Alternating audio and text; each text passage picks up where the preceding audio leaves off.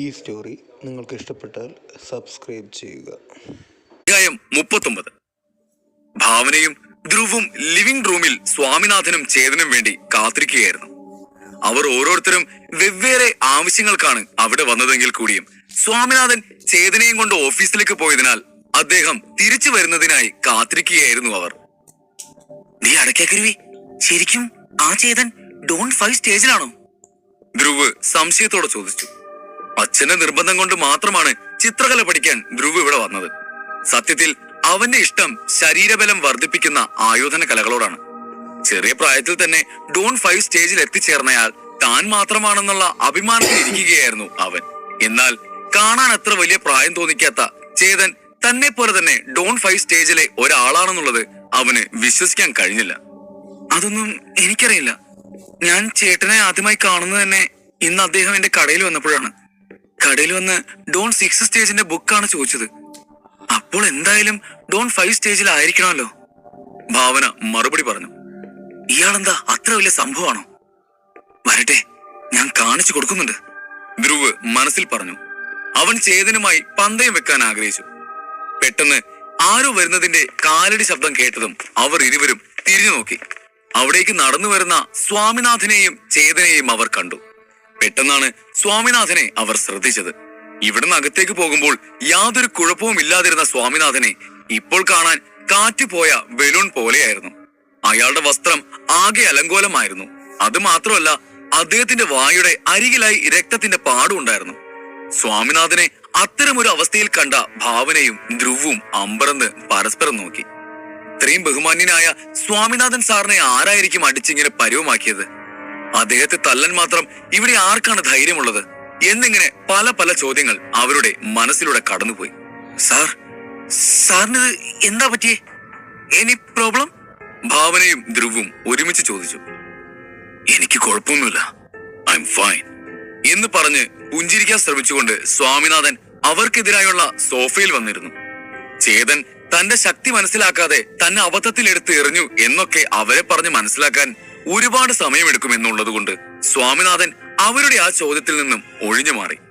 ശക്തി അളക്കുന്ന ഒരു കൽത്തൂണ് ഉടനെ ഇങ്ങോട്ട് കൊണ്ടുപോവാ, സ്വാമിനാഥൻ വേലക്കാരനെ നോക്കി പറഞ്ഞു. സ്വാമിനാഥന് ആയോധന കലകളേക്കാൾ ചിത്രകലയിലാണ് താല്പര്യം എന്നുള്ളത് കൊണ്ട് അദ്ദേഹത്തിന്റെ വീടിനകത്ത് മറ്റുള്ളവരുടെ വീട്ടിലുള്ളതുപോലെ ശക്തി അളക്കുന്ന കൽത്തൂണുകൾ ഉണ്ടായിരുന്നില്ല. പകരം വീടിന് പുറകിലായിരുന്നു അതുണ്ടായിരുന്നത്. അവയിൽ നിന്ന് ഒരെണ്ണം എടുത്തുകൊണ്ട് വരാനാണ് സ്വാമിനാഥൻ ഇപ്പോൾ വേലക്കാരനോട് പറഞ്ഞത്. എന്തുകൊണ്ടാണ് ഇദ്ദേഹം പെട്ടെന്ന് ആ തൂണ് ചോദിക്കുന്നതെന്ന് വേലക്കാരന് മനസ്സിലായില്ലെങ്കിലും തലയാട്ടിക്കൊണ്ട് ആ തൂണെടുത്ത് കൊണ്ടുവരാനായി അയാൾ പുറത്തേക്ക് പോയി. വേലക്കാരൻ പോയി കഴിഞ്ഞതും ആ റൂമിൽ ആകെ ഒരു ശാന്തത നിറഞ്ഞിരുന്നു. സ്വാമിനാഥൻ എന്തോ ആലോചിച്ചുകൊണ്ട് നിലത്തേക്ക് നോക്കിയിരിക്കുകയായിരുന്നു. മിസ്റ്റർ ചേതൻ സാർ, നിങ്ങൾ ശരിക്കും ഡോൺ 5 സ്റ്റേജിലുള്ള ആളാണോ? ധ്രുവ് തന്റെ കൗതുകം അടക്കാനാവാതെ എഴുന്നേറ്റ് നിന്ന് അല്പം ഗർവോടെ ചോദിച്ചു. താൻ ഡോൺ 5 സ്റ്റേജിലാണെന്നുള്ള സത്യം മാജിക് അക്കാദമിയിൽ അറിഞ്ഞാലല്ലേ പ്രശ്നം, ഇവിടെ പറഞ്ഞ പ്രശ്നമില്ലല്ലോ എന്ന് ആലോചിച്ചുകൊണ്ട് ചേതൻ അതെ എന്ന് മറുപടി പറഞ്ഞു. അത് കേട്ടതും ധ്രുവിന്റെ മുഖത്ത് സന്തോഷം നിറഞ്ഞു. ഞാനും ആ സ്റ്റേജിൽ തന്നെയാണുള്ളത്, എന്റെ കൂടെ പന്തയം വെക്കുന്നോ എന്ന് ഒന്ന് ചിന്തിക്കുക പോലും ചെയ്യാതെ അവൻ ചോദിച്ചു. ധ്രുവ്, നീ എന്തായി പറയുന്നേ? എവിടെയാ, ആരുടെ മുമ്പിലാ എന്നെല്ലാം നീ മറന്നോ? ഭാവന അത് കേട്ട് ഇടയ്ക്ക് കയറി ചോദിച്ചു. സ്വാമിനാഥൻ വളരെ ശാന്ത സ്വഭാവമുള്ള ഒരാളാണ്. അദ്ദേഹത്തിന് ഫൈറ്റേഴ്സ് തമ്മിൽ പന്തയം വെച്ച് അടി കൂടുന്നതൊന്നും ഇഷ്ടമല്ലാത്ത കാര്യമാണ്. അങ്ങനെയുള്ളപ്പോൾ അദ്ദേഹം എങ്ങനെ സ്വന്തം വീട്ടിൽ വെച്ച് പന്തയം വെക്കാൻ ഇവരെ സമ്മതിക്കും എന്ന് ചിന്തിച്ചാണ് ഭാവന അങ്ങനെ ഇടയ്ക്ക് കയറി ചോദിച്ചത്. എന്നാൽ ചേതന്റെ ശക്തി എത്രത്തോളം ഉണ്ടെന്ന് മനസ്സിലാക്കാനുള്ള ഒരേ ഒരു വഴി അവനോട് തുല്യമായി നിൽക്കുന്ന ഒരാളുമായി ഫൈറ്റ് ചെയ്യുക എന്നുള്ളതാണ്. ഇവിടെ ധ്രുവും ചേതനും ഡോൺ 5 സ്റ്റേജിൽ 4th ലെവലിലുള്ളവരായതുകൊണ്ട് ഇതൊരു നല്ല അവസരമാണെന്ന് സ്വാമിനാഥന് തോന്നി. നിങ്ങൾക്ക് രണ്ടുപേർക്കും പന്തയം വെക്കണമെങ്കിൽ ആയിക്കോളൂ, എനിക്കതില് വിരോധമൊന്നുമില്ല. പക്ഷേ അതൊരു ഹെൽത്തി കോമ്പറ്റീഷൻ ആയിരിക്കണം എന്ന് മാത്രം. ഇരുവരും എതിരുള്ള ആൾക്ക് വലിയ ക്ഷതങ്ങൾ വരാത്ത രീതിയിൽ വേണം ഫൈറ്റ് ചെയ്യാൻ, സ്വാമിനാഥൻ ഇരുവരോടുമായി പറഞ്ഞു. ആ കാര്യം ഞാൻ ഏറ്റു സാർ. സ്വാമിനാഥനിൽ നിന്നുള്ള അനുമതി കിട്ടിയതും ധ്രുവ് ആവേശത്തോടെ പറഞ്ഞു. സ്വാമിനാഥൻ ഇതിനെ സമ്മതിക്കുമെന്ന് ധ്രുവ് സ്വപ്നത്തിൽ പോലും കരുതിയിരുന്നില്ല. അദ്ദേഹത്തിന്റെ സ്വഭാവം വെച്ച് തനിക്ക് വഴക്ക് കേൾക്കുമെന്നായിരുന്നു അവൻ കരുതിയിരുന്നത്. ചേതനും തന്നെ പോലെ തന്നെ ഡോൺ 5 സ്റ്റേജിലാണുള്ളത് എന്നറിഞ്ഞ ആവേശത്തിൽ മറ്റൊന്നും ചിന്തിക്കാതെയാണ് അവൻ ചേതനെ പന്തയത്തിന് വിളിച്ചത്. എന്നാൽ ഇപ്പോൾ അദ്ദേഹത്തിന്റെ സമ്മതം കിട്ടിയതും ധ്രുവിന് എന്തെന്നില്ലാത്ത സന്തോഷവും ആവേശവും തോന്നി. ധ്രുവ് പന്തയത്തിന് തയ്യാറായി വന്നു നിന്നു. അവൻ ചേതന് നേരെ കൈ നീട്ടി വെല്ലുവിളിക്കും പോലെ വിളിച്ചു. തന്റെ ഇപ്പോഴത്തെ ശാരീരിക ബലം എത്രയാണെന്നറിയാൻ ഇതൊരു നല്ല മാർഗമാണെന്ന് കരുതി ചേതനും തയ്യാറായി തന്റെ ഇരിപ്പിടത്തിൽ നിന്ന് എഴുന്നേറ്റു. ചേതൻ ധ്രുവിന്റെ എതിർവശത്തായി ചെന്ന് ഫൈറ്റ് ചെയ്യാൻ തയ്യാറായി നിന്നു. എന്റെ കൈക്ക് കുറച്ച് ശക്തി കൂടുതലാ, അതുകൊണ്ട് പഞ്ച് നല്ല പവർഫുൾ ആയിരിക്കും. എന്റെ അടി കൊണ്ട് സഹിക്കാതെ തട്ടിപ്പോയല്ലേ. അത്രയും നേരം ഒരു പാവത്തെ പോലെ ഇരുന്ന ധ്രുവ് പോർക്കളത്തിലെത്തിയതും അഹങ്കാരത്തോടെ പറഞ്ഞു.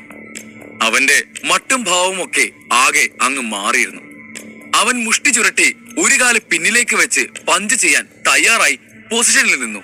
അവന് ചുറ്റും അവന്റെ പർപ്പിൾ നിറത്തിലെ ഓറ വന്ന് പൊതിഞ്ഞു. ചേതൻ തന്റെ ശക്തി എത്രയാണെന്ന് ടെസ്റ്റ് ചെയ്യാൻ നിൽക്കുന്നത് കൊണ്ട് തന്റെ ഉള്ളിലെ മാന്ത്രിക ലൈബ്രറി ഉപയോഗിച്ച് ധ്രുവിന്റെ വീക്ക് പോയിന്റ് ഏതാണെന്നൊന്നും നോക്കാൻ നിന്നില്ല. പകരം ഫൈറ്റ് ചെയ്യാനായി ധ്രുവിനെ പോലെ തന്നെ മുഷ്ടി ചുരട്ടി മുന്നിലേക്ക് ആഞ്ഞു നിന്നു. ചേതന്റെ സ്വർണ്ണ നിറത്തിലെ ഓറ അവന് വന്ന് പൊതിഞ്ഞിരുന്നു. ധ്രുവ് പഞ്ച് ചെയ്യാനായി ചേതന് നേരെ പാഞ്ഞു വന്നു. ഇരുവരുടെയും മുഷ്ടികൾ തമ്മിൽ കൂട്ടിമുട്ടിയതിനോടൊപ്പം തന്നെ ഇരുവരുടെയും ഓറകളും തമ്മിൽ കൂട്ടിമുട്ടിയിരുന്നു. ചേതന് ധ്രുവിന്റെ പഞ്ച് കൊണ്ടിട്ട് ധ്രുവ് തന്റെ പകുതി പോലും ശക്തി ഉപയോഗിക്കാതെ തന്നെ പഞ്ച് ചെയ്തതുപോലെയാണ് തോന്നിയത്. ചേതന്റെ ഓറ ധ്രുവിന്റെ ഓറയെ തകർത്തുകൊണ്ട് മുന്നോട്ട് നീങ്ങിയതും ധ്രുവ് ഒരു പന്ത് പോലെ തെറിച്ച് പിന്നിലുള്ള ഭിത്തിയിൽ തട്ടി താഴെ വീണു. അയ്യോ! അവൻ നിലവിളിച്ചു. ചേതൻ അത് കണ്ട് ധ്രുവിന്റെ അരികിലേക്ക് ഓടിച്ചെന്നു. എന്താ പറ്റിയത് ധ്രുവ്? നീ പഞ്ച് ചെയ്യാൻ തയ്യാറായിട്ടുണ്ടായിരുന്നില്ലേ? പിന്നെ എന്താ നിന്റെ മുഴുവൻ ശക്തിയും പുറത്തെടുക്കായിരുന്നത്? ചിരിച്ചുകൊണ്ട് ചോദിച്ച് ധ്രുവിനെ പിടിച്ചെഴുന്നേൽപ്പിക്കാനായി ചേതൻ തന്റെ കൈ നീട്ടി. അയ്യോ, അരുത്! ചേതൻ ധ്രുവിനെ പിടിച്ചെഴുന്നേൽപ്പിക്കാൻ പോകുന്നത് കണ്ട് തലയ്ക്ക് കൈ കൊടുത്ത് സ്വാമിനാഥൻ അവനെ തടയാനായി ചെന്നു. പക്ഷേ അപ്പോഴേക്കും വൈകിപ്പോയിരുന്നു. ചേതൻ താൻ കൊടുക്കുന്ന ബലം എത്രയാണെന്ന് മനസ്സിലാക്കാതെ ധ്രുവിനെ എഴുന്നേൽപ്പിക്കാൻ അവന്റെ കയ്യിൽ പിടിച്ച് ശക്തിയിൽ വലിച്ചതും ആ ശക്തിയിൽ ധ്രുവ് തെറിച്ച് എതിരെയുള്ള ഭിത്തിയിൽ പോയി ഇടിച്ചു വീണു. അമ്മേ! അവന്റെ വായിൽ നിന്നും രക്തം വന്നു. എന്താ ചേതൻ സാർ, ഞാൻ എന്ത് ചെയ്തിട്ടാ സാറിന് ഇത്ര ദേഷ്യം? സാറിന് ആദ്യത്തെ അടിയിൽ തന്നെ എഴുന്നേക്കാൻ പറ്റാതെ വീണുപോയതല്ല ഞാൻ. പിന്നെ എന്തിനാ എന്നെ ഇങ്ങനെ തൂക്കി എറിഞ്ഞത്? എന്റെ സുന്ദരമായ മുഖത്തിന്റെ ഷേപ്പ് വരെ മാറിയെന്നാ തോന്നുന്നത്. ധ്രുവ് വേദനയിൽ കരഞ്ഞുകൊണ്ട് പറഞ്ഞു. അതിന് ഞാൻ അവനെ ഒന്ന് തൊട്ടുതല്ലേ ഉള്ളൂ. ചേതൻ എപ്പോഴും തനിക്ക് സംഭവിക്കുന്നത് എന്താണെന്ന് മനസ്സിലാവാതെ ചിന്തിച്ചു. ഭാവൻ ഇതെല്ലാം കണ്ട് കണ്ണും മിഴിച്ചാണ് നിൽക്കുന്നത്. ധ്രുവ് വളരെ ബലവാനായ ഒരുവനായതുകൊണ്ട് അവനെ പന്തയങ്ങളിൽ തോൽപ്പിക്കാൻ ആർക്കും സാധിക്കില്ലായിരുന്നു. ചേതനും അതുപോലെ തന്നെ ധ്രുവിന്റെ മുമ്പിൽ തോറ്റുമടങ്ങും എന്നാണ് അവൾ കരുതിയിരുന്നത്. എന്നാൽ ചേതൻ ജയിച്ചു എന്ന് മാത്രമല്ല, ധ്രുവിനെ ഈഞ്ച പരുവമാക്കുകയും ചെയ്തു. അതെ സഹോദര, sorry. Are you okay now? ധ്രുവിന്റെ അവസ്ഥ കണ്ട് ചേതൻ ക്ഷമ ചോദിച്ചു. എന്ന് മൂളിക്കൊണ്ട് ധ്രുവ് തപ്പിത്തടഞ്ഞ് എഴുന്നേറ്റ് നിന്നു. ഡോൺ 5 സ്റ്റേജിൽ ആയതുകൊണ്ട് ഇപ്പോൾ കുറച്ച് വേദന തോന്നുമെങ്കിലും അല്പസമയത്തിനകം ആ വേദനകളെല്ലാം ഇല്ലാതെയാകും എന്ന് ധ്രുവിന് അറിയാമായിരുന്നു. ധ്രുവ്, നീ നിന്റെ മുഴുവൻ ശക്തിയും എടുത്തില്ലെന്നാണ് എനിക്ക് തോന്നുന്നത്.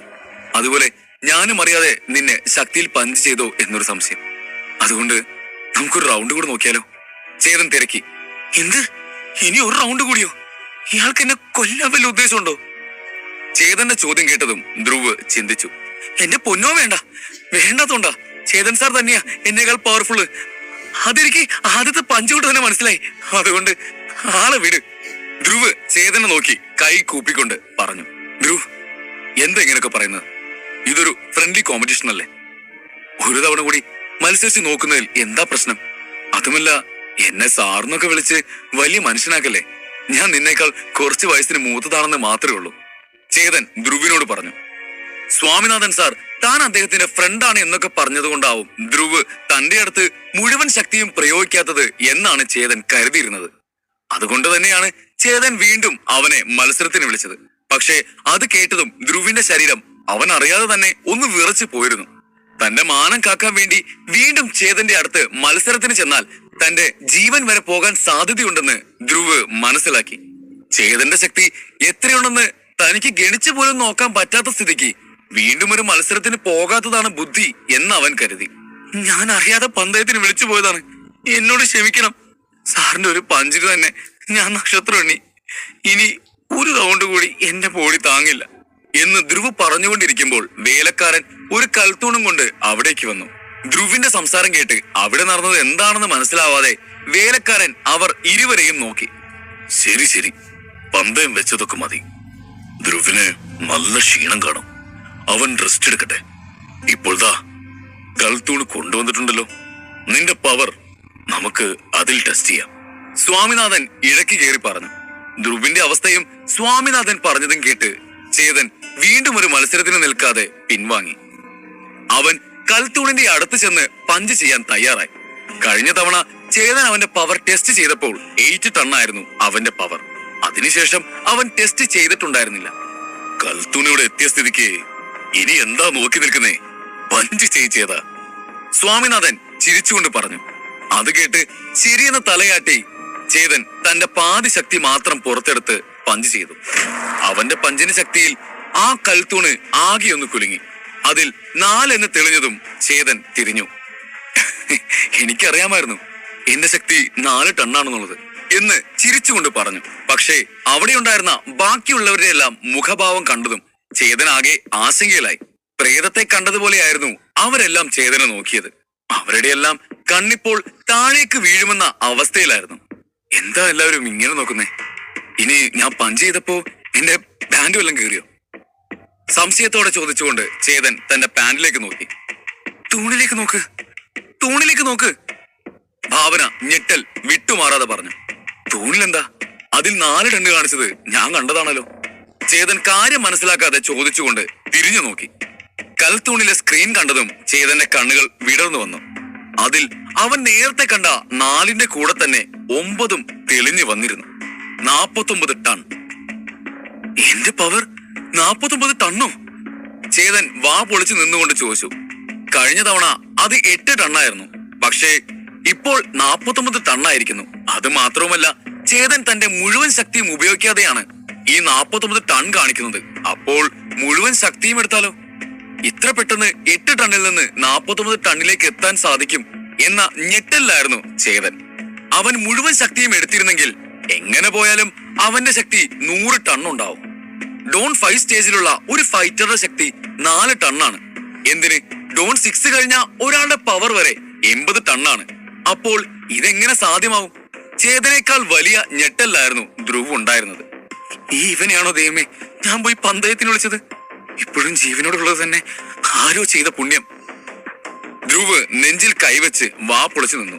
പക്ഷേ അവിടെ മറ്റാരേക്കാളും ഞെട്ടി നിൽക്കുന്നത് ചേതൻ തന്നെയായിരുന്നു. ശ്വാസം പോലും വിടാതെ അവൻ കൽത്തൂണ് തന്നെ നോക്കി നിന്നു. 49 ടൺ. 40. കാണുന്നൊന്നും വിശ്വസിക്കാൻ പറ്റാതെ നിന്നെടുത്ത് തന്നെ ഉറച്ചുപോയ അവസ്ഥയിലാണ് ചേതൻ. തന്റെ കൈകളിലേക്ക് അവൻ അമ്പരന്ന് നോക്കി. എനിക്ക് ഇത്രയും പവറോ? ഇത് ഈ കൽത്തൂൺ അടിച്ചു പോയതാവാനാണ് സാധ്യത, ചേതൻ ചിന്തിച്ചു. സ്വാമിനാഥൻ സാർ, ഈ കൽത്തൂണ് കംപ്ലൈന്റ് ആണോ? ചേതൻ തന്റെ സംശയം അദ്ദേഹത്തോട് ചോദിച്ചു. ആ തൂണിന് ഒരു കുഴപ്പമില്ല. നീ എന്റെ ഓഫീസിൽ വെച്ച് ഫിസിക്കൽ സ്ട്രെങ്ത് വർദ്ധിപ്പിക്കാനുള്ള കുറച്ച് പുസ്തകങ്ങൾ വായിച്ചിരുന്നില്ലേ, അതിന്റെ എഫക്റ്റ് ആണിത്. അതാണ് നീ ഒന്ന് തൊട്ടപ്പോ തന്നെ ധ്രുവ് തെറിച്ചു പോയത്, സ്വാമിനാഥൻ ചേതനോട് പറഞ്ഞു. ധ്രുവ് മാത്രമല്ല, സ്വാമിനാഥനും ചേതന്റെ ശക്തി നന്നായി അറിഞ്ഞിരുന്നുവെങ്കിലും പിള്ളേരുടെ മുമ്പിൽ നാണം കെടാതിരിക്കാൻ അദ്ദേഹം അത് മനഃപൂർവ്വം പുറത്തു പറഞ്ഞില്ല. 49 ടൺ പവർ എങ്ങനെ ഒരാൾക്ക് ഒരു ദിവസം കൊണ്ട് കിട്ടും എന്ന ചോദ്യമായിരുന്നു ഭാവനയുടെയും ധ്രുവിന്റെയും ഉള്ളിൽ. ചേതനും അവരെ പോലെ തന്നെ ഞെട്ടലിലായിരുന്നു. ഇതെങ്ങനെ സംഭവിച്ചു എന്ന് അവന് മനസ്സിലായില്ല. വെറും ഒരു ദിവസം കൊണ്ടാണ് അവന്റെ പവർ 10 മടങ്ങായി വർദ്ധിച്ചത്. സ്വാമിനാഥൻ സാറും ധ്രുവും തന്റെ കൈയൊന്ന് തട്ടിയപ്പോ തന്നെ തെറിച്ചു വീണത് താൻ കാരണമാണെന്ന സത്യം അപ്പോഴാണ് അവന് മനസ്സിലായത്. ഭൂമിയിൽ നിന്നും വന്നൊരാളെന്ന നിലയ്ക്ക് താനിപ്പോൾ ചെയ്തത് ഒരു നിസ്സാര കാര്യമല്ലെന്ന് ചേതന് തോന്നി. ചേതൻ ഇതെല്ലാം ആലോചിച്ച് ചിന്തയിൽ മുഴുകിയിരിക്കവേ, ചേതാ നീ എന്താ ചിന്തിക്കുന്നത്? സ്വാമിനാഥൻ അവനോട് ചോദിച്ചു. പവർ ഇത്ര കൂടിയെങ്കിലും ഞാനിപ്പോഴും ഡോൺ 5 സ്റ്റേജിൽ തന്നെയാണുള്ളത്. എന്റെ ഫിസിക്കൽ സ്ട്രെങ്ത് മാത്രമാണ് കൂടിയെന്ന് തോന്നുന്നു, ചേതൻ സ്വാമിനാഥനോട് പറഞ്ഞു. സ്വാമിനാഥന് ചേതൻ പറഞ്ഞത് വിശ്വസിക്കാൻ കഴിഞ്ഞില്ല. ഇതിനെക്കുറിച്ച് മുമ്പ് ഞാൻ കേട്ടിട്ടുണ്ട്. ചിലർ കഠിന പരിശ്രമത്തിലൂടെയും മറ്റും അവരുടെ ശരീരം ഇരുമ്പ് പോലെ ആക്കി മാറ്റും. അവർ താഴ്ന്ന ഡോൺ സ്റ്റേജിൽ ഇരുന്നാൽ പോലും അവരുടെ സ്ട്രെങ്ത് ഡോൺ 6 സ്റ്റേജിലുള്ളവരോട് തുല്യമോ ചിലപ്പോൾ അതിനും മേലെയോ ആയിരിക്കും. ഇതും അതുപോലെ ആയിരിക്കോ? സ്വാമിനാഥൻ സംശയത്തോടെ ചോദിച്ചു. അദ്ദേഹത്തിന് കേട്ടറിവ് മാത്രമുള്ള ഒരു സംഭവമായിരുന്നു ഇത്. ഇങ്ങനെയൊന്ന് സാധ്യമാകുമെന്ന് അദ്ദേഹം സ്വപ്നത്തിൽ പോലും വിചാരിച്ചിരുന്നില്ല. അറിയില്ല സാർ, ഞാനിന്ന് ഡിഫറെന്റ് ആയിട്ടൊരു ഫുഡ് കഴിച്ചിരുന്നു. അത് കഴിച്ചത് പിന്നെ എന്റെ ബോഡിയിൽ എന്തോ മാറ്റം വരുന്ന പോലെ എനിക്ക് തോന്നിയിരുന്നു. ഇത് ചിലപ്പോ അതിന്റെ ആവും. ചേതൻ എന്തെങ്കിലും പറഞ്ഞു ഒഴിഞ്ഞു മാറണമല്ലോ എന്നോർത്ത് വായിൽ വന്ന കള്ളം പറഞ്ഞു. ചേതന്റെ ഉള്ളിലെ മാന്ത്രിക ലൈബ്രറിയെ കുറിച്ച് ചെറിയൊരു വിവരം കിട്ടിയാൽ തന്നെ ആളുകൾ അവനെ പിന്തുടരാൻ തുടങ്ങും. അത് പിന്നീട് തനിക്കൊരു പ്രശ്നമായി മാറുമെന്ന് അവൻ അറിയാമായിരുന്നു. അതുകൊണ്ട് അവൻ ആ ചോദ്യത്തിൽ നിന്ന് എങ്ങനെയെങ്കിലും ഒഴിഞ്ഞു മാറാം എന്ന് കരുതിയാണ് അത് പറഞ്ഞത്. പക്ഷേ പുലിവാല് പിടിച്ച അവസ്ഥയാകുമെന്ന് പിന്നീടാണ് അവന് മനസ്സിലായത്. കൊള്ളാം കൊള്ളാം, സ്വാമിനാഥൻ ചേതന്റെ തോളിൽ തട്ടി പറഞ്ഞു. അവൻ പറഞ്ഞതിൽ ചില പൊരുത്തക്കേടുകൾ ഉണ്ടെങ്കിലും അയാൾ അത് വിശ്വസിക്കാൻ നിർബന്ധിതനായി. വെറും 2 മണിക്കൂർ നേരം കൊണ്ട് എങ്ങനെ ഒരുവന്റെ ശക്തി ഇത്രയും വർദ്ധിക്കുമെന്ന കാര്യം ആലോചിച്ച് വെറുതെ തല പോയിക്കുന്നതിനേക്കാൾ ഇവൻ പറയുന്നത് വിശ്വസിക്കുന്നതാണ് നല്ലതെന്ന് അദ്ദേഹം കരുതി. പക്ഷേ മറ്റൊരു സംശയം അയാൾക്കുണ്ടായി. അല്ല, നീ എന്തോ കഴിച്ചെന്ന് പറഞ്ഞല്ലോ, അതെന്താ? സ്വാമിനാഥൻ ചോദിച്ചു. അത് ഒരു പഴമാണ്. ഒന്ന് പരിങ്ങിയെങ്കിലും ചേതൻ മറുപടി നൽകി. എന്ത് പഴം? സ്വാമിനാഥൻ പുരികം ചുളിച്ചുകൊണ്ട് ചോദിച്ചു. നാശം, ഇയാളത് വിടുന്ന മട്ടില്ലല്ലോ. ഇപ്പൊ എന്ത് പറയും ഞാൻ? ചേതൻ ചിന്തിച്ചു. അത് ഒരു ചുവന്ന നിറത്തിലുള്ള പഴമായിരുന്നു സാർ. അതിന്റെ പേര് എനിക്ക് ഓർമ്മയില്ല. ചേതൻ വീണ്ടും വായിൽ തോന്നിയത് പറഞ്ഞു. ചുവന്ന നിറത്തിലുള്ള പഴമോ? അതേതാ പഴം? അയാൾ തന്റെ വെളുത്ത താടി ചുരുട്ടിക്കൊണ്ട് ചിന്തിച്ചു നിന്നു. ദൈവമേ, പെട്ടോ, ചേതൻ മനസ്സിൽ പറഞ്ഞു. കുറച്ചു നേരത്തെ ആലോചനയ്ക്ക് ശേഷം സ്വാമിനാഥന്റെ മനസ്സിലേക്ക് ചേതൻ പറഞ്ഞതുമായി സാമ്യമുള്ള ഒരു പഴത്തെക്കുറിച്ച് ഓർമ്മ വന്നു. ശാരീരിക ശക്തി വർദ്ധിപ്പിക്കാൻ ഉപയോഗിക്കുന്ന ഒന്നായിരുന്നു അത്. താൻ വായിച്ച ഒരു പുസ്തകത്തിൽ ഇത്തരം ഒരു പഴത്തെക്കുറിച്ച് ആരോ എഴുതിയത് അയാൾ ഓർത്തെടുത്തു. നീ ഉദ്ദേശിച്ചത് വെർമിലിയൻ ഫ്രൂട്ടാണോ? അദ്ദേഹം അവനോട് തിരക്കി. ആ ഫ്രൂട്ടിനെ പറ്റി സാറിനറിയോ? ചേതൻ ഞെട്ടലോടെ ചോദിച്ചു. ഇയാളുടെ ഒരു കാര്യം വായിൽ തോന്നിയ എന്തോ പറഞ്ഞതാണ് ഞാൻ. അപ്പോഴേക്ക് ഇങ്ങനെ ശരിക്കും ഒരു ഫ്രൂട്ട് ഉണ്ടായിരുന്നു. ഇനിയിപ്പോ എന്ത് പറഞ്ഞ ഒന്ന് ഊരിപ്പോരാ. സൂക്ഷിച്ച് കണ്ട് സംസാരിക്കണമെന്ന് ആ ഭാവന പറഞ്ഞത് അനുസരിക്കണമായിരുന്നു. ചേതൻ ആശങ്കയോടെ ചിന്തിച്ചു. ആ പഴത്തെ ഗോൾഡൻ ബീഡ്സ് എന്നാണ് ആളുകൾ പറയാറ്. അത് ഭക്ഷിച്ച ഒരുവന്റെ പഞ്ച് ഡോൺ 6 സ്റ്റേജിലുള്ള ഒരുവന് പോലും തടുക്കാൻ കഴിയില്ല എന്നാണ് പറഞ്ഞു കേട്ടിട്ടുള്ളത്. സ്വാമിനാഥൻ അതിനെക്കുറിച്ച് അവർക്ക് വിവരിച്ചു കൊടുത്തു. ഓ, അങ്ങനെയാണോ? വെറുതെ അല്ല എന്റെ പവർ ഇത്രയും വർദ്ധിച്ചത്. ചേതൻ അവരെയെല്ലാം വിശ്വസിപ്പിക്കത്തക്ക വിധം ഉത്സാഹം അഭിനയിച്ചുകൊണ്ട് പറഞ്ഞു. അവനല്ലേ അറിയൂ അങ്ങനെ ഒരു പഴം കഴിക്കുക പോയിട്ട് കണ്ടിട്ട് പോലും ഇല്ലാന്ന്. അല്ല, അതിരിക്കട്ടെ, നിനക്ക് അതെവിടുന്നാ കിട്ടിയത്? അത് അത്ര സുലഭമായി കിട്ടുന്ന ഒന്നുമല്ലല്ലോ. സ്വാമിനാഥൻ സംശയത്തോടെ തിരക്കി. അത് പിന്നെ മാർക്കറ്റില് പുസ്തകങ്ങൾ തേടിക്കൊണ്ടിരിക്കുമ്പോ എനിക്ക് വല്ലാത്ത വിശപ്പ് തോന്നി. ആ സമയത്ത് അവിടെ എന്തെങ്കിലും കഴിക്കാൻ കിട്ടുമോ എന്നന്വേഷിച്ചപ്പോഴാണ് ഒരാൾ ആ പഴവും കൊണ്ടുവന്നത്. ചേതൻ ഭാവഭേദമില്ലാതെ അടുത്ത നുണ പറഞ്ഞു. ഓ, അങ്ങനെയാണെങ്കിൽ അത് വിറ്റ വിൽപ്പനക്കാരനും ആ പഴം എന്താണെന്ന് അറിയില്ലായിരിക്കണം. അതറിഞ്ഞിരുന്നെങ്കിൽ ഇത്ര എളുപ്പത്തിൽ നിനക്കത് ലഭിക്കില്ലായിരുന്നു. നിന്റെ ഭാഗ്യം തന്നെ എന്ന് സ്വാമിനാഥൻ ചിരിച്ചുകൊണ്ട് പറഞ്ഞതും അത് കേട്ട് ബാക്കിയുള്ളവരും മെല്ലെ ചിരിച്ചു. അല്ല സീത, നീ എന്താ ചെയ്യുന്നത്? അത് ചോദിക്കാൻ ഞാൻ വിട്ടുപോയി. സ്വാമിനാഥൻ തിരക്കി. ഓ, ഞാനൊരു സ്കൂൾ ടീച്ചറായിട്ട് ചോദിച്ചു ചെയ്യാണ്. ചേതൻ മറുപടി പറഞ്ഞു. ഓ, അതാണ് നിനക്ക് ചിത്രകലയെ കുറിച്ചൊക്കെ ഇത്ര അറിവ്. ഈ ചെറിയ പ്രായത്തിലെ നീ ഒരു സകലകല വല്ലഭ തന്നെ. സ്വാമിനാഥൻ അവനെ പ്രശംസിച്ചു. നോക്ക്, ഇത്ര ചെറിയ പ്രായത്തിൽ തന്നെ എത്ര കഴിവുള്ളവനാണ് ചേതനെന്ന്. ഇതുപോലുള്ള ആളുകളൊക്കെ കണ്ടുകിട്ടാൻ വളരെ ബുദ്ധിമുട്ടാണ്. അതുകൊണ്ട് ചേതൻ ഫ്രീ ആയിരിക്കുന്ന സമയത്ത് 2 പേരും അവന്റെ അടുത്ത് നിന്ന് ഓരോന്ന് ചോദിച്ച് പഠിച്ചോളാം. സ്വാമിനാഥൻ ഭാവനയോടും ധ്രുവിനോടുമായി പറഞ്ഞു. അവരിരുവരും അത് കേട്ട് ശരിയെന്ന് തലയാട്ടി. സത്യത്തിൽ ധ്രുവ് വല്ലാത്ത സന്തോഷത്തിലായിരുന്നു എന്ന് വേണം പറയാൻ. ചേതൻ തന്നേക്കാൾ ശക്തനായ ഒരാളാണ്. അവന്റെ അടുത്ത് നിന്ന് പഠിക്കാൻ ഒരുപാടുണ്ടാവും.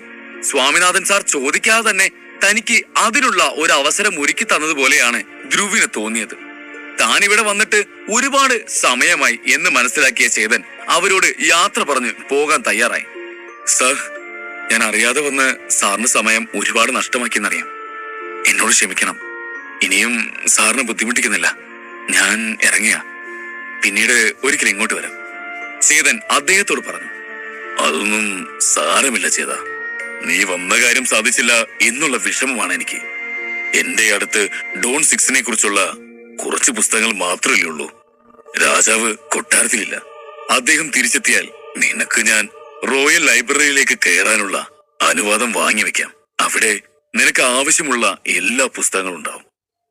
സ്വാമിനാഥൻ അവന് വാക്കുകൊടുത്തു. അത് കേട്ടതും ചേതന് വല്ലാത്ത സന്തോഷം തോന്നി. സ്വാമിനാഥൻ ഇങ്ങനെയൊരു ഓഫർ മുന്നോട്ട് വെക്കുമെന്ന് അവൻ ഒരിക്കലും പ്രതീക്ഷിച്ചിരുന്നില്ല. അവൻ ചെന്ന് അദ്ദേഹത്തിന്റെ കൈകൾ ചേർത്ത് പിടിച്ചു. വളരെ നന്ദിയുണ്ട് സാർ.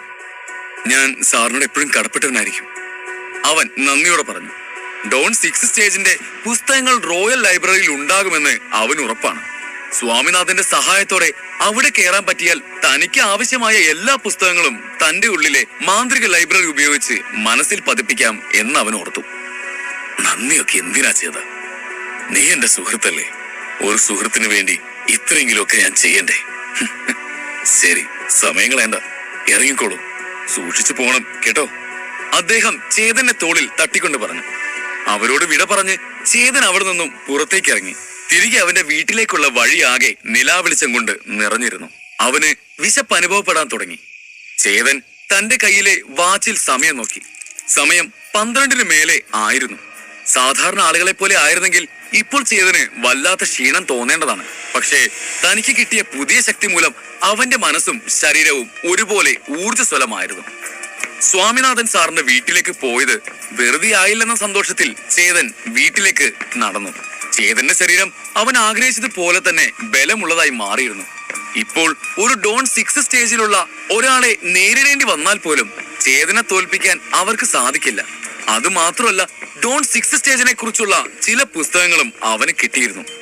ആ പുസ്തകങ്ങൾ മാത്രം വെച്ച് ഡോൺ 6 സ്റ്റേജ് കടക്കാൻ പറ്റിയില്ലെങ്കിലും പലതുള്ളി പെരുവെള്ളം എന്ന് പറയുന്നത് പോലെ അവന് എന്തെങ്കിലും കാര്യങ്ങൾക്ക് അത് ഉപകരിക്കും എന്ന പ്രതീക്ഷയുണ്ടായിരുന്നു. സ്വാമിനാഥൻ സാറിന്റെ വീട്ടിൽ വെച്ച് സംഭവിച്ച കാര്യങ്ങൾ ഓർത്തുകൊണ്ട് നടക്കുമ്പോൾ പെട്ടെന്ന് അവനൊരു ശബ്ദം കേട്ടു. ചേതന്റെ ശക്തി വർദ്ധിച്ചത് കൊണ്ട് തന്നെ അവന്റെ കേൾവി ശക്തിയും കാഴ്ച ശക്തിയും അതിനോടൊപ്പം വർദ്ധിച്ചിരുന്നു. ഒരു ചെറിയ ശബ്ദം പോലും ചേതന് വ്യക്തമായി കേൾക്കാൻ കഴിയുമായിരുന്നു. തന്നെ ആരോ പിന്തുടരുന്നുണ്ടെന്ന് ചേതൻ മനസ്സിലാക്കി. ആരവിടെ? കുറെ നേരമായി എന്റെ പുറകെ തന്നെയുണ്ടെന്ന് തോന്നുന്നുണ്ടല്ലോ. ആരായാലും മുന്നിലേക്ക് വാ. ഞാനിങ്ങനെ ഒറ്റയ്ക്ക് നടന്ന് ബോറടിക്കണ്ടല്ലോ. നമുക്ക് ഒരുമിച്ച് സംസാരിച്ചുകൊണ്ട് നടക്കാം. ചേതൻ ആളില്ലാത്ത വഴിയിലേക്ക് തിരിഞ്ഞു നിന്ന് ചിരിച്ചുകൊണ്ട് പറഞ്ഞു. ആഹാ, കൊള്ളാലോ. തിരിഞ്ഞു നോക്കാതെ തന്നെ പിന്നാലെ ആളുള്ളത് കണ്ടുപിടിച്ചല്ലോ. എന്തായാലും ചാവുന്നതിന് മുമ്പുള്ള നിന്റെ അവസാനത്തെ കണ്ടുപിടുത്തമായിരിക്കത് എന്ന് പറഞ്ഞുകൊണ്ട് ഒരുവൻ ഒളിച്ചിരുന്ന ഇടത്തു നിന്നും പുറത്തേക്ക് വന്നു. കൂടെ അയാളുടെ ശിങ്കിടികൾ എന്ന് തോന്നിക്കുന്ന ചിലരും. അത് മറ്റാരുമല്ല, തട്ടിപ്പ് വീരൻ ശങ്കർ ആയിരുന്നു. ഓ, താനായിരുന്നു. ചേതൻ അവരെ കണ്ട് പുച്ഛത്തോടെ പുരികമുയർത്തിക്കൊണ്ട് ചോദിച്ചു. ആൾക്കൂട്ടത്തിന്റെ ഇടിയേറ്റ് ശങ്കറിന്റെ മുഖമാകെ നീരി വെച്ചിരുന്നു. കണ്ണിനു ചുറ്റും ചോര കല്ലിച്ചിട്ടുമുണ്ട്. ഉടുത്തിരുന്ന വസ്ത്രം എല്ലാം കീറി വല്ലാത്ത ഒരു അവസ്ഥയിലായിരുന്നു അയാൾ. കൂടെ ഉണ്ടായിരുന്ന വ്യാപാരിമാരുടെ അവസ്ഥയും മറിച്ചായിരുന്നില്ല. ആൾക്കൂട്ടം നന്നായി കൈകാര്യം ചെയ്തതിന്റെ പ്രതികാരം ചൂടോടെ വീട്ടാനാണ് അന്ന് തന്നെ അവർ ചേതന്റെ പിന്നാലെ ഇറങ്ങിയത്. അതെ, ഞാൻ തന്നെ. നീ കാരണം വലിയ നഷ്ടമാണ് ഞങ്ങൾക്കിന്നുണ്ടായത്. നിന്നെ ഞങ്ങൾ വെറുതെ വിടുമെന്ന് കരുതിയോ? ചാകാൻ തയ്യാറായിക്കോ നീ? ശങ്കർ ദേഷ്യത്തോടെ മുന്നിലേക്ക് വന്നു പറഞ്ഞു. അയാളുടെ കൂടെയുള്ള വ്യാപാരികൾ ചേതന് ചുറ്റും വളഞ്ഞു. അവരുടെ എല്ലാം കണ്ണുകളിൽ ചേതനോടുള്ള പക കത്തി ജ്വലിച്ചിരുന്നു. നീ കാരണമാണ് ഞങ്ങൾക്ക് ഈ ഗതി വന്നത്. നിന്നെ ഞങ്ങൾ വെറുതെ വിടില്ല. കൂട്ടത്തിലെ ഒരു വ്യാപാരി ദേഷ്യത്തോടെ പറഞ്ഞു. നിങ്ങളെന്തിനാ എന്റെ മെക്കിട്ട് കയറാൻ വരുന്നേ? ഞാൻ അവരോട് പറഞ്ഞതൊക്കെ സത്യമല്ലേ? ചേതൻ ലാഘവത്തോടെ ചോദിച്ചു. ഞങ്ങൾക്ക് സത്യവും ഇഷ്ടമല്ല, സത്യം പറയുന്നവരെയും ഇഷ്ടമല്ല. അതുകൊണ്ട് നീ ഇന്നിവിടുന്ന് രക്ഷപ്പെടാമെന്ന് കരുതണ്ട. ശങ്കർ അട്ടഹസിച്ചുകൊണ്ട് പറഞ്ഞു. വ്യാപാരികളിൽ ഒരുവൻ തന്റെ കൈ ഉയർത്തി ചേതനെ അടിക്കാനായി അവന് നേരെ പാഞ്ഞു വന്നു. അയാൾ ഡോൺ 5 സ്റ്റേജിലുള്ള ആളാണെന്ന് ചേതന് മനസ്സിലായി. പക്ഷേ തന്റെ ഇപ്പോഴത്തെ ശക്തിക്ക് മുന്നിൽ അയാൾ ഒന്നുമല്ല എന്ന നല്ല ബോധ്യം അവനുണ്ടായതിനാൽ അയാൾ തന്റെ അടുത്തേക്ക് വരുന്നത് കണ്ടിട്ടും അവൻ ലാഘവത്തോടെ തന്നെ നിന്നു. അവനെ വെറുതെ വിടരുത്. ഇന്ന് ഈ വഴിയാകെ അവന്റെ രക്തം കൊണ്ട് ചുവന്ന് തുടുക്കണം. വ്യാപാരികളിൽ ഒരാൾ ആക്രോശിച്ചു. ചേതന് നേരെ പാഞ്ഞു വന്നയാൾ അവനെ അടിക്കാനായി ഒരുങ്ങിയതും ചേതൻ നിസാരമായി അതിൽ നിന്നും ഒഴിഞ്ഞു മാറി. ശേഷം പൊടി തട്ടും പോലെ അയാൾക്കിട്ട് ഒരു തട്ട് കൊടുത്തതും അയാൾ വയറിൽ കൈപിടിച്ച് പറന്ന് നിലത്തേക്ക് വീണു. അയ്യോ അമ്മേ! വേദന കൊണ്ട് പുളഞ്ഞ് അയാൾ അലറി. പ്രതികാരം ചെയ്യാൻ ഇറങ്ങിയവരെല്ലാം അത് കണ്ട് ഞെട്ടലോടെ നോക്കി. ചേതൻ കൈകൾ കുടഞ്ഞ് കണ്ണുകൾ ഇറക്കി സ്റ്റൈലായി ശങ്കറിനെയും കൂട്ടാളികളെയും നോക്കി ചിരിച്ചു.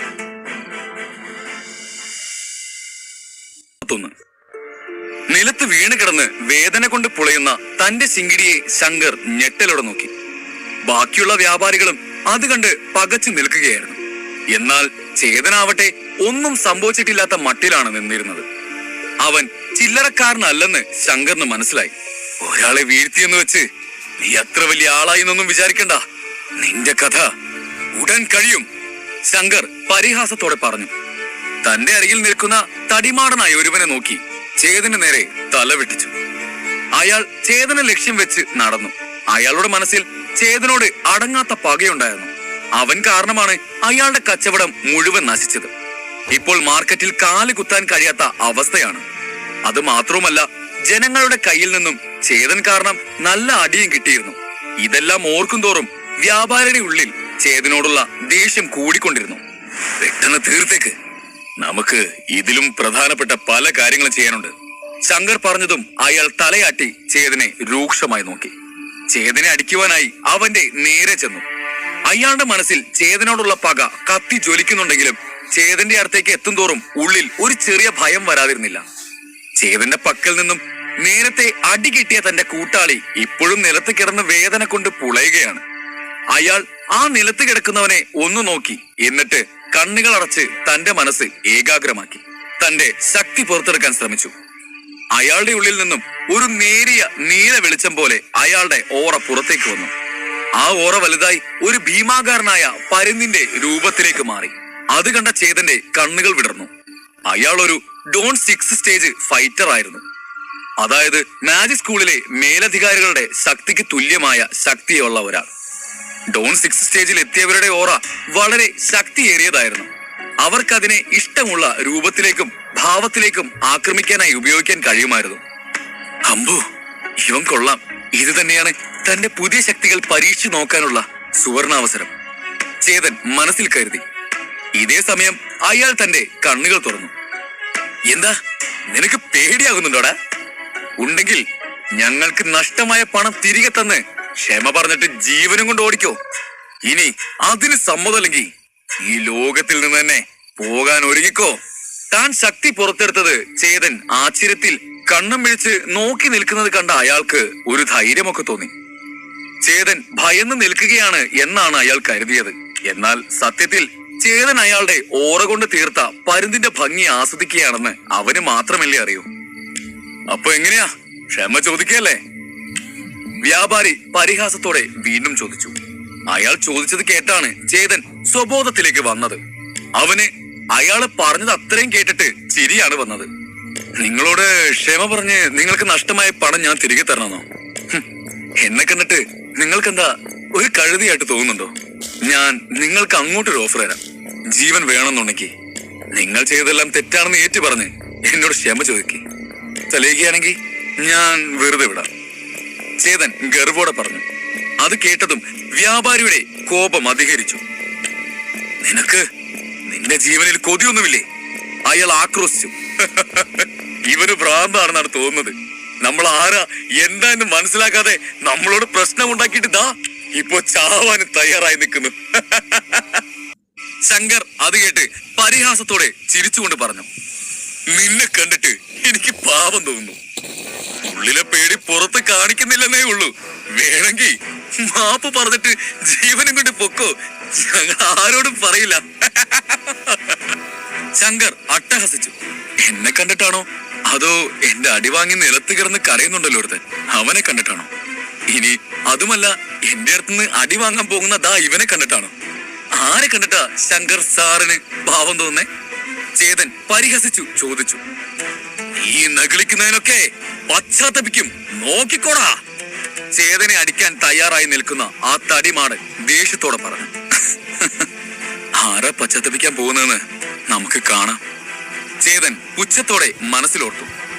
വെറുതെ ഡയലോഗ് അടിച്ച് നേരം കളയാതെ പോയി അവനെ കൊന്നിട്ട് വാ, ശങ്കർ ഇടയ്ക്ക് കയറി അക്ഷമയോടെ പറഞ്ഞു. അയാൾ അത് കേട്ട് തന്റെ കൈകൾ പരുന്തിന്റെ ചിറകുകൾ പോലെ വിരിച്ചു വെച്ച് ചേതന് നേരെ പാഞ്ഞു ചെന്നു. ഈഗിൾ സൂപ്പ് മെത്തേഡല്ലേ അത്?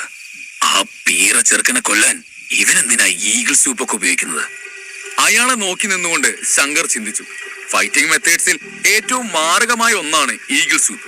ഈ രീതിയിൽ ഒരുവൻ ആക്രമിച്ചാൽ അതിനെ എതിർത്ത് നിൽക്കുക അത്ര എളുപ്പമല്ല. പലരും അതിനെ എതിർക്കാൻ പോലും കഴിയാതെ ആദ്യത്തെ പ്രഹരത്തിൽ തന്നെ മരിച്ചു പോകാറുണ്ട്. ശക്തനാണെങ്കിൽ കൂടിയും ശങ്കറിന്റെ കാഴ്ചപ്പാടിൽ ചേതനെ നേരിടാൻ അത്ര വലിയ മാരകമായ ഒരു മെത്തേഡിന്റെ ആവശ്യമുണ്ടോ എന്ന് തോന്നി. അയ്യോ! പെട്ടെന്നാണ് നിലത്ത് കിടന്ന് വേദന കൊണ്ട് പുളയുന്ന ആദ്യം അടി കിട്ടിയവന്റെ ശബ്ദം അവന്റെ ചെവിയിൽ വീണത്. അവനെ നോക്കിയതും വേണം, അവനെ അടിക്കാൻ ഈ മെത്തേഡ് തന്നെ വേണം. ഒന്ന് നടുങ്ങിക്കൊണ്ട് അയാൾ ചിന്തിച്ചു. ഈഗിൾ സൂപ്പ് മെത്തേഡ് വഴി ചേതൻ മരിച്ചു വീഴുന്നത് കാണാൻ ആവേശത്തോടെ അയാൾ നിന്നു. തടിമാടനായ ആ ശത്രു ചേതന് നേരെ പാഞ്ഞെടുക്കും തോറും അവിടെയാകെ കാറ്റാഞ്ഞു വീശി. അയാളുടെ ഓറയും അതിന്റെ രൂപവും എല്ലാം അയാളുടെ ശക്തി എടുത്തു കാണിച്ചു. കാറ്റ് ഉഗ്ര ശബ്ദത്തോടെ അയാളുടെ കൈകൾ വീശുന്ന ദിശയിലേക്ക് ഗതി മാറാൻ തുടങ്ങി. ചേതൻ തനിക്ക് നേരെ പാഞ്ഞു വരുന്ന അയാളെ നോക്കിക്കൊണ്ട് നിൽക്കെ അവന്റെ ഉള്ളിലെ മാന്ത്രിക ലൈബ്രറി തുറന്നു. അതിൽ നിന്നും ആ വ്യാപാരിയെ കുറിച്ചുള്ള ഒരു പുസ്തകം അവന്റെ മുന്നിൽ പ്രത്യക്ഷപ്പെട്ടു. എപ്പോഴത്തെയും പോലെ ആ പുസ്തകത്തിൽ അയാളുടെ ഗുണങ്ങളും കുറവുകളും എല്ലാം തന്നെ രേഖപ്പെടുത്തിയിരുന്നു. ആ പുസ്തകം തുറന്നു വായിച്ചു കഴിഞ്ഞതും ചേതന്റെ മുഖത്ത് ഒരു വന്യമായ പുഞ്ചിരി വിരിഞ്ഞു. അയാൾ ഡോൺ 6 സ്റ്റേജിലെ ഒരാളാണ്. ചേതനെ ആക്രമിക്കാൻ ഈഗിൾ സൂപ്പ് മെത്തേഡ് കൂടെ ഉപയോഗിച്ചപ്പോൾ അയാളുടെ ശക്തി അതിന്റെ മൂർധന്യാവസ്ഥയിലേക്ക് എത്തിച്ചേർന്നു. അയാൾ കടുത്ത കോപത്തോടെ അലറിക്കൊണ്ട് ചേതന്റെ നേർക്ക് ചെന്നു. പക്ഷേ അയാളുടെ കൈകൾ ചേതന്റെ ഒരു രോമത്തിൽ പോലും തട്ടുന്നതിന് മുമ്പ് തന്നെ അയാളുടെ വേദനയോടുള്ള അലർച്ച അവിടെയാകെ മുഴങ്ങിക്കേട്ടു. ചുറ്റും നിന്നവരെല്ലാം എന്താണ് സംഭവിച്ചതെന്നറിയാതെ അമ്പരന്ന് നിന്നു. അയാളുടെ ഒരു അടി കൊണ്ട് ചേതൻ മരിച്ചു വീഴുമെന്ന് കരുതിയിരുന്നവർ വ്യാപാരിയുടെ അലർച്ച കേട്ട് ഞെട്ടി വിശ്വസിക്കാനായില്ല. കൂട്ടത്തിലെ തന്നെ ഏറ്റവും ബലവാനായ വ്യാപാരി വേദന കൊണ്ട് ഇങ്ങനെ അലറുന്നത് കാണേണ്ടി വരുമെന്ന് അവർ ആരും സ്വപ്നത്തിൽ പോലും കരുതിയില്ല. ആ വ്യാപാരിയുടെ വീക്ക് പോയിന്റ് അയാളുടെ അടിവയറ്റിലായിരുന്നു. അയാൾ തനിക്ക് അരികിലെത്തി തന്നെ പ്രഹരിക്കുന്നതിന് മുമ്പ് തന്നെ ചേതൻ കാലുയർത്തി അയാളുടെ അടിവയറ്റിലേക്ക് ആഞ്ഞു ചവിട്ടിയിരുന്നു. ചേതന്റെ ചവിട്ടേറ്റ അയാൾ ഒരു റബ്ബർ പന്ത് പോലെ തെറിച്ച് പിന്നിലെ ഭിത്തിയിൽ ഇടിച്ചു വീഴുകയും ചെയ്തു. ചേതനെ തിരിച്ചറിയാൻ പറ്റാത്ത വിധത്തിലാക്കുമെന്ന് പറഞ്ഞിട്ട് അയാളാണ് തിരിച്ചറിയാൻ പറ്റാത്ത കോലത്തിലായി തീർന്നിരിക്കുന്നത്. തന്റെ ശക്തി കണ്ട് ചേതന് തന്നെ അത്ഭുതം തോന്നി. അവൻ ഈഗിൾ സൂപ്പ് മെത്തേഡിൽ നിന്നും രക്ഷപ്പെട്ടു എന്ന് മാത്രമല്ല, ആ തടിമാടനെ ഇഞ്ച പരുവമാക്കുകയും ചെയ്തു. ഇതെല്ലാം കണ്ടുനിന്ന ശങ്കറിന്റെ മുട്ടുകൾ ഇടിക്കാൻ തുടങ്ങിയിരുന്നു. ചേതനെ കാണാൻ അത്ര ബലശാലിയായി ഒന്നും തോന്നിക്കില്ലെങ്കിൽ കൂടിയും അവൻ സത്യത്തിൽ വളരെ ശക്തിശാലിയാണെന്നുള്ളത് അയാൾ മനസ്സിലാക്കി. അവൻ കാണുന്നത് പോലെ അത്ര നിസ്സാരക്കാരനല്ല. അവൻ ഒറ്റയ്ക്ക് അടിക്കുന്നതിനേക്കാൾ അവനെ കൂട്ടത്തോടെ അടിക്കുന്നതാണ് ബുദ്ധി, അയാൾ ചിന്തിച്ചു. ചെല്ല്, എല്ലാവരും ചേർന്നവൻ അടിക്കേ, ഒരൊറ്റ അടി പോലും മിസ്സാവരുത്. ഇതോടെ അവൻ തീർന്നേക്കണം. ശങ്കർ അയാളുടെ കൂട്ടാളികളെ എല്ലാവരെയും നോക്കി ഉത്തരവിട്ടു. അയാൾ പറഞ്ഞതനുസരിച്ച് അവരെല്ലാം ചേതനെ അടിക്കുവാനായി മുന്നിലേക്ക് ചെന്നു. നേരത്തെ ചേതനെ അടിക്കാൻ ചെന്നവരുടെ അവസ്ഥ കണ്ട് അവർക്കെല്ലാം ഭയം തോന്നിയിരുന്നുവെങ്കിലും ശങ്കർ ഉത്തരവിട്ടാൽ ചെയ്യാതിരിക്കാനുള്ള ധൈര്യവും അവർക്കില്ലായിരുന്നു. മറ്റു വഴികളില്ലാതെ ശങ്കർ പറഞ്ഞതുപോലെ ചേതനെ അവർ വളഞ്ഞു. കൊല്ലണവനെ! ശങ്കർ ആക്രോശിച്ചു. അത് കേട്ടതും അവരെല്ലാം ചേതന് നേരെ കുതിച്ചു. ഓരോരുത്തരും ഓരോ ആയോധന മുറകൾ ഉപയോഗിച്ചായിരുന്നു ചേതന് നേരെ ചെന്നത്. അവരുടെയെല്ലാം ഓറകൾ പല നിറങ്ങളിൽ അവരുടെ ശക്തിയെ കാണിച്ചുകൊണ്ട് പുറത്തേക്ക് വന്നു. അവരെല്ലാം ഡോൺ 5 സ്റ്റേജിലുള്ളവരായിരുന്നു. മുമ്പിൽ ചേതൻ ഒറ്റയ്ക്കായിരുന്നിട്ട് കൂടി തന്റെ ഉള്ളിലെ മാന്ത്രിക ലൈബ്രറിയുടെ സഹായത്തോടെ ചേതന് അവരെയെല്ലാം എതിർത്ത് നിൽക്കാൻ സാധിച്ചു. ചേതൻ തനിക്ക് നേരെ വരുന്നവരെയെല്ലാം ഓരോന്നായി നിലം പതിപ്പിച്ചു. പല നിറത്തിലുള്ള പ്രകാശ വലയങ്ങൾ പല ദിക്കുകളിലായി ചിതറിത്തെറിക്കുന്നത് കാണാൻ ഒരു രസമുള്ള കാഴ്ചയായി ചേതന് തോന്നി. അങ്ങനെ അവരോട് ഫൈറ്റ് ചെയ്യുന്നതിനിടയ്ക്കാണ് ചേതന്റെ മനസ്സിലേക്ക് മറ്റൊരു ചിന്ത കടന്നു വരുന്നത്. അല്ല, ഈ കൂട്ടാളികളെ തനിക്ക് നേരെ പറഞ്ഞു വിടുന്നല്ലാതെ എന്തുകൊണ്ട് ഈ ശങ്കർ തന്നെ നേരിട്ട് എന്നെ അടിക്കാൻ വരുന്നില്ല? അയാൾക്ക് തന്നോടുള്ള കോപം വെച്ച് ശങ്കർ നേരിട്ട് അവൻ അടിക്കാൻ വരുമെന്നായിരുന്നു ചേതൻ കരുതിയത്. പക്ഷേ ശങ്കർ തന്റെ നേരെ വരുന്നില്ല എന്ന് മാത്രമല്ല, മറ്റുള്ളവരെ അടിക്കാൻ വിട്ടിട്ട് ഒരു ഭീരുവിനെ പോലെ മാറി നിൽക്കുകയാണ് ചെയ്തത്. ഇതേ സമയം എത്ര കൊമ്പന്മാർ പുഷ്പം പോലെ അവരെ നേരിടുമെന്ന ബോധം ഏതാണ്ട് ശങ്കറിന് വന്നു തുടങ്ങിയിരുന്നു. രാവിലെ നാട്ടുകാരുടെ കയ്യിൽ നിന്ന് വാങ്ങിയത് കൊണ്ട് തിരിച്ചു പോയാൽ മതിയായിരുന്നു. ഇതിപ്പോ പുലിവാല് പിടിച്ച അവസ്ഥയായല്ലോ. അയാൾ നെഞ്ചത്ത് കൈവച്ചുകൊണ്ട് ചിന്തിച്ചു. ആ തടിമാടന്മാരെ, ഇങ്ങനെ തൊട്ടുമുട്ടി നിൽക്കാതെ എല്ലാ ശക്തിയും എടുത്ത് അവനെ കൊല്ലാനുള്ള ഉദ്ദേശത്തിലടിക്കേ. ഞാൻ പോയിട്ട് കുറച്ചു നേരത്തിനുള്ളിൽ ഇവിടേക്ക് തിരിച്ചു വരാം. ശങ്കർ അവരോട് ഉച്ചത്തിൽ പറഞ്ഞിട്ട് അവിടെ നിന്ന് മുങ്ങാൻ ശ്രമിച്ചു. ശങ്കറിന്റെ വാക്കുകൾ കേട്ടതും അവിടെ ഉണ്ടായിരുന്ന കൂട്ടാളികൾ എല്ലാം ആകെ ആശങ്കയിലായി. സാഹചര്യം മോശമായത് മനസ്സിലാക്കി തങ്ങളെ തല്ലുകൊള്ളാൻ വിട്ടിട്ട് അവിടെ നിന്ന് ശങ്കർ മുങ്ങുന്നതാണെന്ന് അവർക്ക് മനസ്സിലായി. കുറച്ചു നേരം മുമ്പ് വരെ ചേതനെ ഭീഷണിപ്പെടുത്തി തങ്ങളെയൊക്കെ പിരികേറ്റിവിട്ട ശങ്കറാണ് തടി തപ്പാൻ ശ്രമിക്കുന്നത്. അവരുടെ ബാക്കിയുണ്ടായിരുന്ന ഇത്തിരി ധൈര്യം പോലും ചോർന്നു പോയതായി അവർക്ക് തോന്നി. ഇത്രയും നേരം ഇവിടുന്ന് ഡയലോഗ് അടിച്ചിട്ട് ഇപ്പൊ ഓടി ഒളിക്കാൻ നോക്കുവാണോ? തന്നെ ഞാൻ അങ്ങനെ വെറുതെ വിടുമെന്ന് തനിക്ക് തോന്നുന്നുണ്ടോ? ചേതൻ ഓടി രക്ഷപ്പെടാൻ നോക്കുന്ന ശങ്കറിനോട് ഉച്ചത്തിൽ ചോദിച്ചു. ചേതൻ എതിർ ദിശയിലേക്ക് ഓടുന്ന ശങ്കറിന്റെ പിന്നാലെ ഓടി. അവന്റെ ശക്തികൾ വർദ്ധിച്ചതിനൊപ്പം തന്നെ അവന്റെ വേഗതയും വർദ്ധിച്ചിരുന്നു. പെട്ടെന്ന് തന്നെ ശങ്കറിനെ മറികടന്ന് അയാളുടെ മുമ്പിലേക്ക് എത്തിച്ചേർന്നു. സെക്കൻഡുകൾ കൊണ്ട് ഇത്രയും ദൂരം കടന്ന് തന്റെ മുമ്പിൽ വന്നു നിൽക്കുന്ന ചേതനെ കണ്ടതും ശങ്കർ ഞെട്ടലോടെ നിന്നു. ഒന്ന് തിരിഞ്ഞു നോക്കിയതും അവിടെ അടികൊണ്ട് വീണ് കിടക്കുന്ന തന്റെ കൂട്ടാളികളെ അയാൾ കണ്ടു. അവരുടെ എല്ലാം അവസ്ഥ കണ്ട് അയാളുടെ ഉള്ളിൽ ഭയം നിറഞ്ഞിരുന്നു. ചേതൻ ചെയ്തതൊക്കെ കണ്ട് അവൻ വെറുമൊരു സാധാരണ മനുഷ്യനാണെന്ന് അയാൾക്ക് തോന്നിയില്ല. ചേതനെ നിസ്സാരമായി കണ്ട് അവനെ പെട്ടെന്ന് കൊന്നു തള്ളാം എന്ന് കരുതിയിരുന്ന ശങ്കറിന് ഇപ്പോൾ താൻ സിംഹത്തിന്റെ ഗുഹയിൽ കൈയിട്ടത് പോലെയാണ് തോന്നിയത്. ഒന്നിന്റെയും ആഴമറിയാതെ അതിലേക്ക് എടുത്തു ചാടരുതെന്ന് ശങ്കർ മനസ്സിലാക്കി. ചേതൻ ഇത്രയും ശക്തിശാലി ആണെന്നുള്ളത് നേരത്തെ അറിഞ്ഞിരുന്നെങ്കിൽ ഒരിക്കലും അയാൾ തന്റെ കൂട്ടാളികളെയും കൊണ്ട് ഇവിടെ വരെ അവനെ പിന്തുടർന്ന് വരില്ലായിരുന്നു. വേലിയിൽ കിടന്ന പാമ്പിനെടുത്ത് തലയിൽ വെച്ച അവസ്ഥയിലായിരുന്നു അയാൾ. ചേതന്റെ ചെറിയ പയ്യനെ പോലെയുള്ള രൂപം കണ്ട് ശങ്കർ അവനെ തെറ്റിദ്ധരിച്ചു എന്നുള്ളതാണ് സത്യം. ചേതന് ഇതുപോലെയുള്ള ശക്തി ഉണ്ടാവുമെന്ന് അയാൾ സ്വപ്നത്തിൽ പോലും കരുതിയിരുന്നില്ല. ഇവൻ ശരിക്കും ആരാ? അയാൾക്കുള്ളിൽ വല്ലാത്ത ഭയം നിറഞ്ഞിരുന്നു. ചേതന്റെ കൈകൊണ്ട് ചാവുന്നതിനേക്കാൾ ആത്മഹത്യയല്ലേ നല്ലത് എന്ന് വരെ അയാൾ ചിന്തിച്ച് ആകെ വീർത്തൊലിക്കാൻ തുടങ്ങി. ഇനിയും ഇവിടെ നിന്നാൽ അപകടമാണ്, തിരിഞ്ഞോടിയേക്കാം.